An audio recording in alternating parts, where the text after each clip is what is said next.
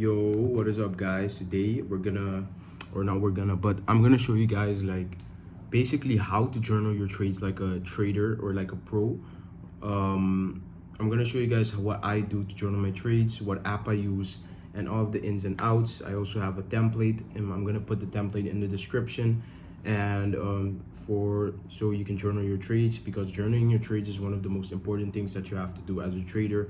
It's one of the only ways that you'll be able to learn from your lessons. And if you're not journaling, you're just not learning, and you don't know what you're doing right, you don't know what you're doing wrong. And if you're just trading every single day and you don't know what for example, I did wrong today or what I did right today, because maybe you did something right but maybe you still lost, but you still did something right, and you just never know what you're doing right or wrong going into every single trading day. And if you're just living and you're not learning from your lessons, you can't really expect to get somewhere with trading, because then you're just gambling, and you don't really have an edge because you're just trading to trade. You're not even trading, then you're just gambling, like I already said. So I basically wanted to show you guys how to journal in Notion. So Notion is the application that I use to journal. I'm going to show you guys how to journal in Notion. I'm going to put the template that I use in the description that I made. And yeah, basically how to do it, like what type of things do you put in the journal, how do you know what you did right or wrong, and all of those stuff. So basically, let's say for example this EU trade on the 5th of April on Friday. 2 days ago we had this. This is basically just my model. Your model can be different. Maybe you saw supply and demand area or whatever. Maybe you trade order blocks. I don't care. But journaling is something universal in the trading space. It doesn't matter what type of strategy you have. But yeah, so for me, I saw this EU long. I didn't take it because I was looking at the NASDAQ this day, and I wasn't really looking at EU. I was more focused on the NASDAQ that day. NASDAQ moved perfectly that day, I remember, but that's besides the point. I remember going into EU. One of the things I always look for on Forex is OTE, the optimal trade entry zone from ICT. I used the fib. I dragged the range on the fib. So from the low of the range to the top of the range, I drag my Fibonacci, and I usually look for a rebalance to equilibrium or to OTE. But I realized that OTE works more in Forex, so I don't really look at equilibrium anymore on Forex, but more at OTE. And then I was looking for fair value gaps in the discount of a range, because this is clearly bullish. We're just really, really bullish. We swept daily lows, and we had a market structure shift to the upside, so we're looking really, really bullish on EU. And I was basically looking for a retracement to OTE so we can keep buying up, and that's basically what I got. But obviously this big fair value gap in the discount was too big. You need to have a more refined fair value gap. So I went on the 50-minute, saw this beautiful fair value gap right here, this imbalance.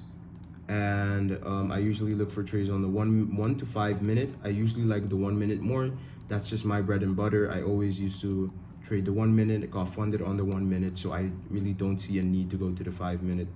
And the 5 minute really is just if you're more of a less, you have more patience, I'd say. And yeah, maybe your strategy just works better on the 5 minute. But my eyes see the structure and everything on the 1 minute better, so that's why I trade on the 1 minute.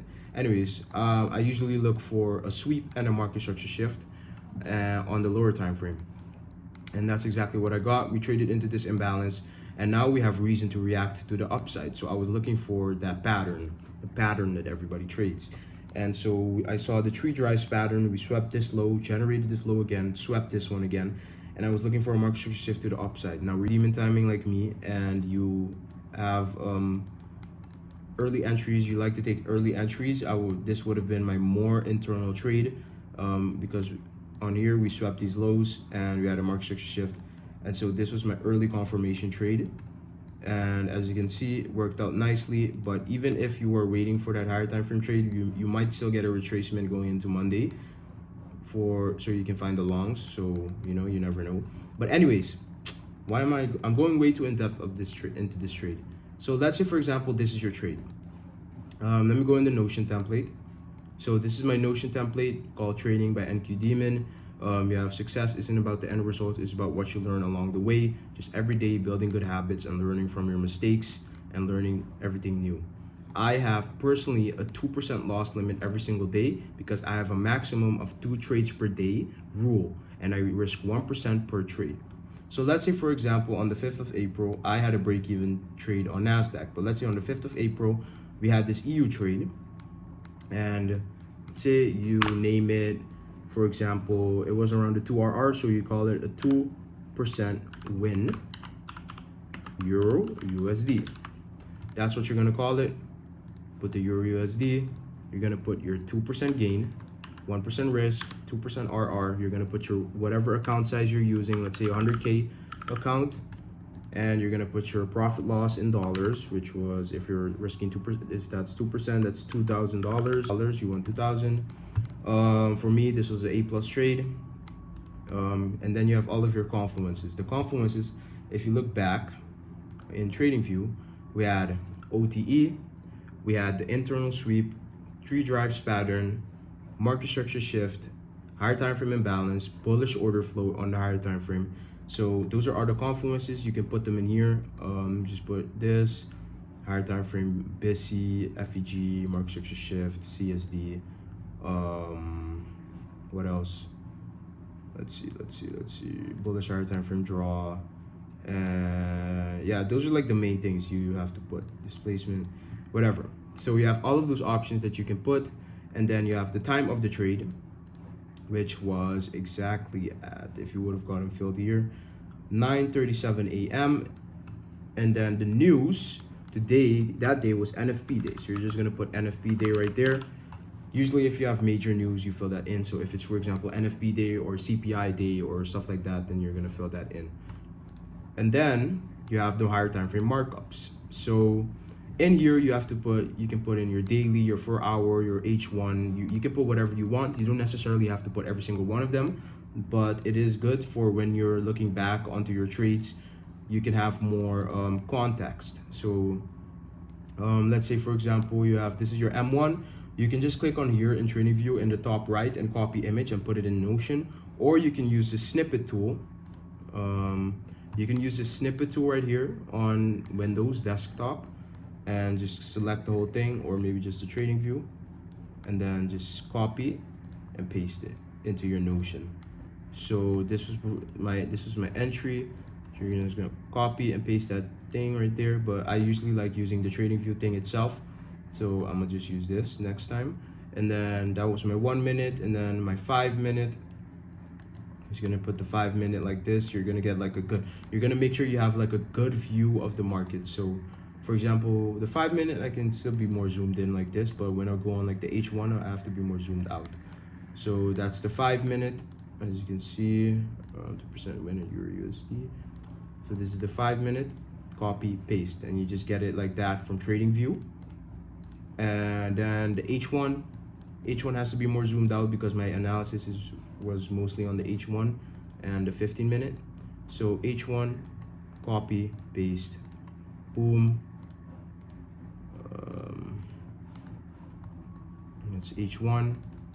We go on the 5 minute real quick, or not the 5 minute, the 50 minute. Again, same thing. And this is just so you can have, when you're looking back onto your trades, you can have more context on why you took it, because obviously you're still gonna type out like why you took the trade and everything, but it's so you can have more context and you can actually really know why you took the trade. Because if you're just typing out, oh yeah, I took this trade because of this, this, and this, and the only thing you're gonna put is your entry, then it's still gonna be, it's not gonna be very clear when you're looking back like 2 months from now, like why you took the trade, you know? You could have said this and that, but maybe now that you look back in the and you see your screenshots and stuff like that, you're like, wait, but this is not right, you know? Now in hindsight, I see like, you know, what was I thinking is it in this situation? And you know, and then you can maybe still improve. There's always room for improvement in trading. So this is the 50 minute. Put the 15. And then etc. Like I'm not gonna put the daily and the 4 hour, but you guys know exactly what I'm trying to do right here. So now you have filled in all of your data. You filled in the time of your trade, what news we had, your confluences, your profit, and your risk reward. You have your higher time frame markups, your lower time frame markups. You can even put your MT4, MT5 screenshots right there. And then one thing I also do is put the Forex Factory factor, the Forex Factory. Just so I can know like what type of news we had that day. It's not really that relevant, but at the same time it is. So I just put it to put it, for extra information. So I just take a screenshot of the Forex Factory, put it right there, and that's basically everything you need to do. Like that's how you journal your trades. Now, the only thing left for you to do is you have to write why you took this trade. You have to write why you took this trade, what you did wrong this day, what you did right this day on taking this trade. What was your psychology going through the trade before you took the trade or after? Like what was your psychology? Was it good? Was it bad? Like when you hopped into the trade, like were you confident in the trade? Like all of those type of things you have to type out, because let's say for example I wasn't this was a good trade and everything, but I wasn't confident in the trade. But I remembered this day I didn't really sleep that well, or I didn't sleep that long because I went to sleep late. Okay, maybe next time I shouldn't sleep late because this was a good trade and everything, but my brain still told me it's not a good setup, because trading is a lot of your intuition too, in my opinion. Like, because just having a lot of screen time there's just some stuff that your intuition sees or tells you that maybe you can't really explain. So trading is a lot of intuition too. And for example, if you're not sleeping a lot, or you're not getting good sleep, you're staying up late, then your body's not going to function the same, and that might affect your trading. Because just like for example in football or basketball, like the main thing is your body and what you do with your body. Obviously there is a side of psychology in sports, that's really important too, but trading, for example, instead of your physical body, it's more of your mind and your psychology. Like that's why reading trading books on psychology and stuff like that is so important, and that's why so many people don't succeed in trading. Again,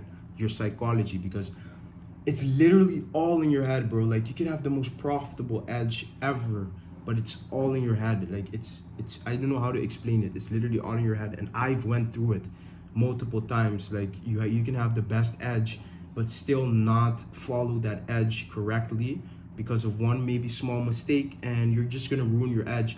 And also risk management. So it really is just all in your head. So my point is basically it's really important to know what's going on in here every single day.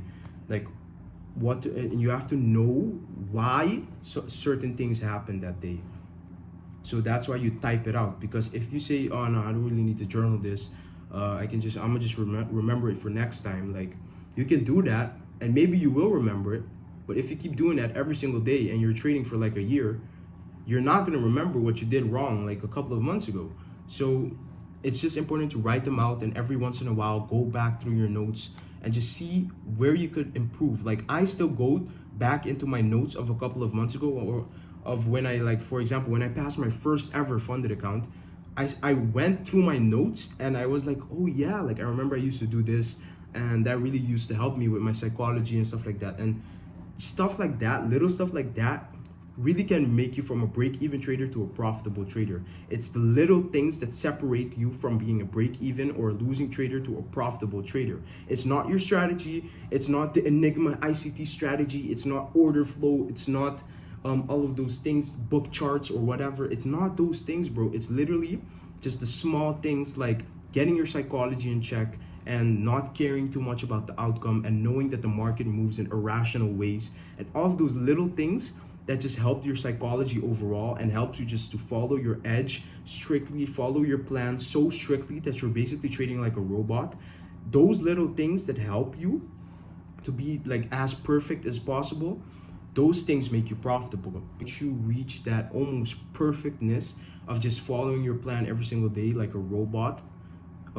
That's literally where you're gonna see success. And the most successful traders, again, they don't care that much about trading. They have other things going on in their lives. They have other streams of income. And if you're someone getting into this trading game and you get in with the mindset like, I'm gonna get rich trading, I'm gonna do this, I'm gonna do that trading, that's cool and all, because all of us get into trading so we can make money. Okay, that's true, but you have to realize that it's gonna take a really, really, really long time. And maybe for some people it might take less, maybe for some it might take more, but it's gonna take a really, really long time. And that you have to have other streams of income. You have to get money from other things, and that way you can still focus on your trading, but you're not reliant on trading for it to be your income. And that really helps you to just improve your trading, because you're going to focus more on the skill instead of making money with it. You're going to focus more on just getting the skill, developing the skill, and becoming good at reading price. And again, something I wanted to mention again is price moves in irrational ways.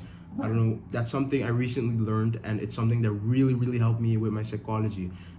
Anyways, my point was basically, I don't know what point I was trying to make, to be honest.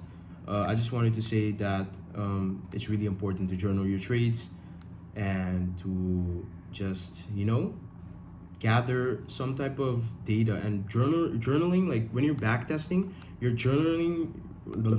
When you're backtesting, you're gathering data about your model and your edge. But when you're journaling on Notion or whatever thing you use to journal, it's more gathering data on your psychology.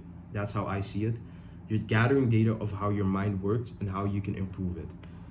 And yeah, it's obviously still a little bit about your model too, but it's definitely more about your psychology, because you can win a trade and you can say, yes, I took this trade because of this and that, but it's literally following your plan. You did what you were supposed to do.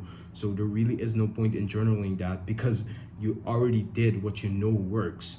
And for example, if you lost a trade, you can say, but oh, my psychology was not that good, or whatever, or this and that, and you can fix those type of things. So that's why there really is no point, in my opinion, to journal about when you're journaling. Like, for example, you took a trade today, there is no point in saying what happened and why you took the trade. If it's a good or bad trade, there really is not that big of a deal. It's not that big of a deal. It's more of how was your mind. My Notion template is in the description. Just DM me and stuff like that if you buy it. And my Discord is also in the description. It's going pretty well right now. The VIP is doing pretty good. We're catching good trades, me and Jerome.